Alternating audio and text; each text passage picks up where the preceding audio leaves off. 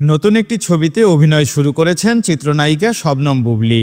কক্সবাজারে গোপনে চলছে এই ছবির শুটিং, তাই ছবিটি নিয়ে এখনও আনুষ্ঠানিকভাবে কিছুই জানাননি সংশ্লিষ্টরা। এর মধ্যে চলে গেল আলোচিত এই নায়িকার জন্মদিন। এবার কাজের খবর নয়, হঠাৎ করে জুয়ার অ্যাপের প্রচারণামূলক একটি ভিডিও নিজের ফেসবুক পেজে শেয়ার করেছেন। জানিয়েছেন সেই জুয়ার অ্যাপের শুভেচ্ছা দূত হওয়ার খবরও। প্রচারণামূলক সেই ভিডিওতে বুবলীকে বলতে শোনা যায়, আমি বুবলী, একজন শুভেচ্ছা দূত। তোমরা সবাই কি তৈরি আছো?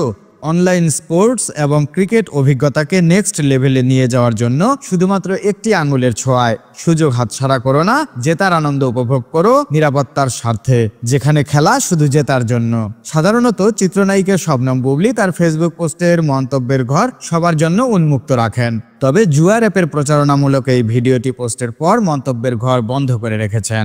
ভিডিওটি পোস্ট করার পরপরই সমালোচনার মুখে পড়েন। কেউ কেউ বলেন, বুবলীও তাহলে জুয়ার অ্যাপের প্রচারণা শুরু করলেন।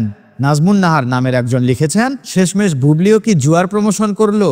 এ বিষয়ে কথা বলার জন্য বুবলীর সঙ্গে যোগাযোগ করা হলে সাড়া পাওয়া যায়নি। ঢালিউডের জুয়ার অ্যাপের প্রচারণায় কোনো নায়িকার অন্তর্ভুক্তি এবারই প্রথম নয়। এর আগে নুসরাত ফারিয়া, পরিমণি, অপু বিশ্বাস, মাহিয়া মাহির মতো তারকাদেরও দেখা গেছে।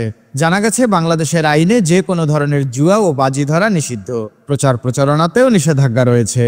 গেল জুন মাসে তথ্য প্রযুক্তি বিশ্লেষকদের বরাতে প্রথম আলোয় প্রকাশিত হয়, সাধারণ মানুষের মধ্যে বিশ্বাসযোগ্যতা অর্জন করতে তারকাদের এ ধরনের বিজ্ঞাপন চিত্রে নেওয়া হয়। এতে সাধারণ মানুষ তারকাদের কথায় প্রলুব্ধ হয়ে জুয়ার ফাঁদে পা দেন।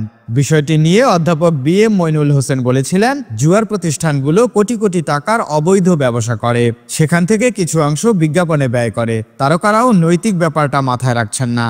এর আগে অনলাইনে জুয়ার বিস্তার নিয়ে দুর্নীতি বিরোধী সংস্থা ট্রান্সপারেন্সি ইন্টারন্যাশনাল বাংলাদেশ সহ বিভিন্ন সংস্থা উদ্বেগ প্রকাশ করেছে। অনলাইন জুয়ার মাধ্যমে বিপুল অঙ্কের টাকা পাচার করা হচ্ছে বলেও দাবি করেছে টিআইবি। আইজামান চমক, নিউজ ডেস্ক, ঢাকা।